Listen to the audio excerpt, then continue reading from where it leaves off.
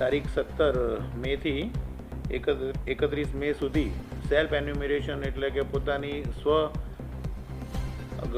ગણતરી શરૂ થાય છે અને દરેક જણ આ પોતાની સ્વ ગણતરી એ પોતે જાતે જ કરે એ ઈચ્છનીય છે, જેથી કરીને તમારી માહિતી પણ ગુપ્ત રહેશે અને તમારી માહિતી જે છે એ ચોકસાઈવાળી ભરી શકાશે.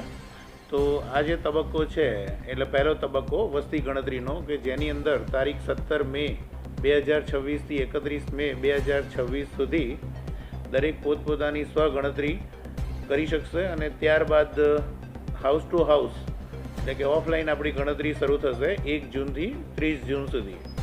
તો આ જે ઓનલાઈન જે તબક્કો છે દરેક જણ પોતે સ્વગણતરી કરે, પોતે સેલ્ફ sc.census.gov.in ઉપર જઈ અને લોગિન કરશે એટલે એ મળી જશે અને એની ઉપર જઈ અને પોતાનો એક SCID જનરેટ થશે. એ જનરેટ થાય એટલે એને સેવ કરીને રાખજો.